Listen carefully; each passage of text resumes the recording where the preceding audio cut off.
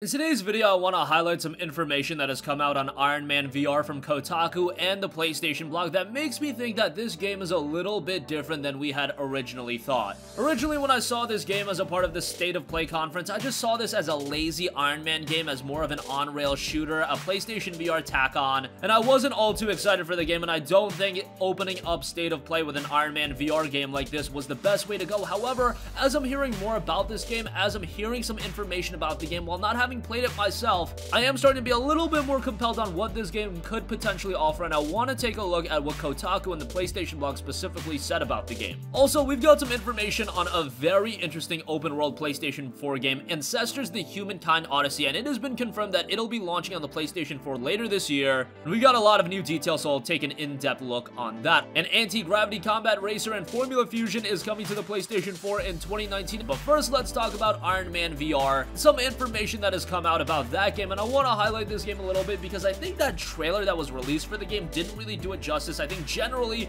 going into State of Play with this being the opening game, it left people a little bit disappointed because we saw an Iron Man game and a lot of people got very excited. We just got Marvel Spider-Man, and are we now getting a great Iron Man game? Unfortunately for a lot of people, it turned out to be a VR game, and VR was a big focus on State of Play. That's what turned a lot of people off from it. However, seeing more information come out about Iron Man VR, I am starting to get a little bit more interested. Specifically coming from Kotaku, game developer Ryan Payne spoke to Kotaku saying, quote, "We're not making a rail shooter, we're not making an amusement park game, we're not making a short demo or an experimental Iron Man experience. We're making a full game with a deep sandbox, with a deep story, with plenty of great missions and great cinematics." That's really interesting because when I initially saw the game, based on the gameplay that we were presented, now this was just my speculation based on what they showed, I really thought that this was a lazy Iron Man VR experience that was a little bit of a tack on, and then it looked to be a little bit of an on-rails experience. However, it's much more than that. Sid Schumann, director of social media over at the PlayStation blog, also added to it, and he got to play the game through a gameplay demo, and he said this, quote, "My demo setup was simple. As teased in the announcement trailer, classic villain Ghost has taken control of. As Iron Man, my job was simple, recover the plane and save Pepper. During my short gameplay demo, I switched between firing repulsors, blasts, flying, and repulsor blasts while flying, all using the versatile PlayStation Move controllers. Whether blasting Ghost drones or dodging incoming debris, I never felt overwhelmed or confused by the action. The feeling was exhilarating. More than in any other PlayStation VR game I've played, I actually felt like I was the character." Now, that's easy to say. I feel like that quote, "I actually felt like I was the character," when it comes to VR experiences is a little bit played out, but in the case of Iron Man,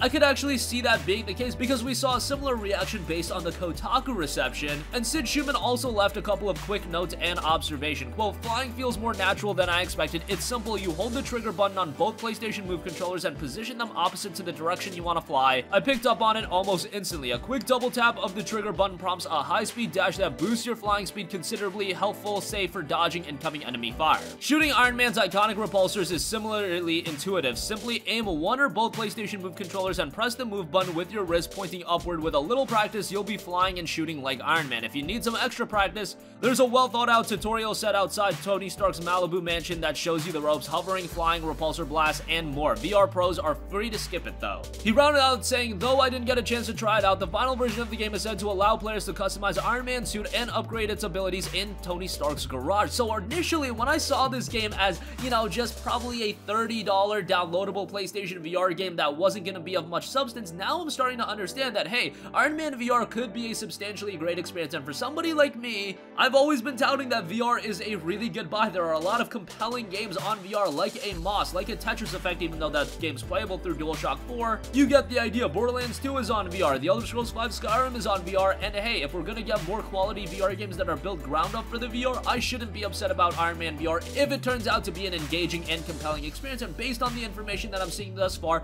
I may have been wrong about this game based on what I initially said, but I'm gonna wait for more to come out. If you guys want the in-depth look from Kotaku and the PlayStation blog, I'll leave a link to that in the description box down below because I did find it rather interesting. Next up, and speaking of interesting, Ancestors: The Humankind Odyssey might be one of the most interesting PlayStation 4 games thus far, and it's dropping this year. It's an open world game, and they just released the first part of a 3-part series of videos in the Ancestors: The Humankind Odyssey 101 trailer Episode 1 Explore. It takes an in-depth look on the development studio, gameplay, and a lot about the game. And if you don't know what Ancestors: The Humankind Odyssey is, it's a third-person open-world survival game where you explore, expand, and evolve to advance your clan to the next generation in an exhilarating new adventure, and it's it's coming from the creator of Assassin's Creed. You explore the world of Neo Geo Africa beginning 10 million years ago in Ancestors the Humankind Odyssey. With your clan, travel across breathtaking open world, but beware of dangers lurking around every corner. In the video, you'll learn about core survival skills and some of the threats along your journey from the creative director and co-founder of the game. The PlayStation blog also has a great feature on Ancestors the Humankind Odyssey, and this is a game that I've been covering a little bit here and there. I'll leave a link to both that and the video in the description box down below, but starting 10 million years ago and spanning over 8 million years, Ancestors will have you explore the beautiful yet unforgiving world of Neo Geo Africa. You'll need to expand your territory and grow your clan as you evolve through the ages, gaining new abilities and passing them on to next generation. The videos that are being posted are to scratch the surface of the main pillars of the game without spoiling any of the integral information. They also noted, quote, "We're now getting closer to release and I'm very proud of what we've achieved in the 4 years since we first started Panche in my living room with a handful of other veteran friends from the video game industry. Because yes, in the early days of Panche, there were only 6 of us meeting at my condo on the Montreal Plateau to set the table to what would later become a talented team of 35 working on Ancestors." Fast forward to today, Ancestors is a unique gaming experience where we ask players that simple yet interesting question: can you modern Homo sapiens survive like our ancestors did? To answer that question, players will have to be observant, careful, agile, and wise. Besides, there isn't a good or bad way of playing it. It's all about you daring to experiment. At the end of the day, you'll be playing and creating your own particular adventures each time you press start. I can't wait for you all to play it in later 2019. Unfortunately, we didn't get an exact release date. I imagine this will be a summer release considering it's already April. And if you're not announcing a release date or release window at this point, considering we're getting release date announcements of games like Control and that's coming late in August, if you're not comfortable with announcing an exact window, I imagine it's gonna fall in a fall category. But nonetheless, Ancestors the Humankind Odyssey is a game with a lot of potential, a very interesting premise. I highly recommend you to check out the video and check out the entire series of 3 trailers that's going to introduce you a lot to the game development, the gameplay, all that good stuff without spoiling you any crucial information. And lastly, I did want to give you guys a highlight on the anti-gravity combat racer Formula Fusion rebranded as Pacer, and that's coming to the PlayStation 4 in 2019. R8 Games has rebranded its early access futuristic anti-gravity combat racing game. Originally called Formula Fusion on Steam as a part of their early access program, it will now be known as Pacers, and it'll be hitting the PlayStation 4 in 2019. This looks to be a pretty cool futuristic arcade racer, and Pacer is a moniker designed to reflect the sheer speed conveyed by its 4K enabled 60 frames per second gameplay, and one that celebrates its ambitious efforts to bring the anti-gravity racing genre still rooted in its retro past hurtling into the 21st century. Pacer is a pulse-raising fusion generation anti-gravity racer that mixes high-octane speed with fully customizable craft, allowing players to tweak until they've outfitted the perfect winning killing machine to complement their skills. The key features the game touts includes a unique storm mode for single player and multiplayer, life or death in a contracting field of play, the first ever battle royale arcade racer. That's pretty interesting. I know you guys are a little tired out of the battle royale formula, but nonetheless, this is an interesting way to do it. There's a spectator mode, highly customizable. You can craft, weapons and cosmetics can all be personalized. There's a replay mode, online ranked mode, online tournament, and spectator mode campaign, where you can unlock team skins as well as more challenging tracks and speed classes. Designers Republic partnership,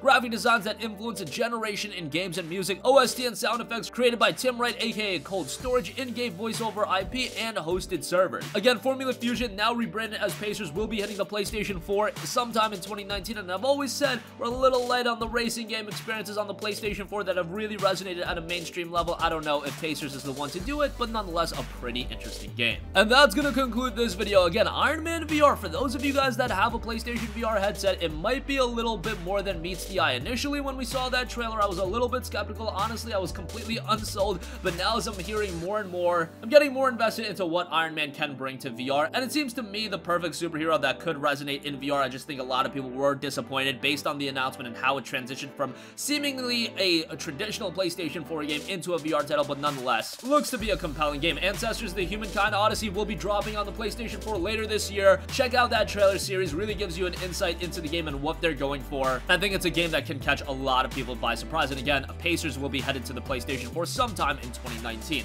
That's gonna conclude this video. Sound off with all of your thoughts in the comment section down below. Thank you for watching, and goodbye. Hey guys, we hope you enjoyed the video, and if you did, make sure to hit the subscribe button, and if you're already subscribed, do us a favor and hit the bell icon. This way you'll be notified whenever we post a new video. That's the best way to keep up with all of our uploads, and we usually try to upload 2 videos a day. And with the bell icon hit, you'll be notified whenever we do upload a video. As always, thanks for watching.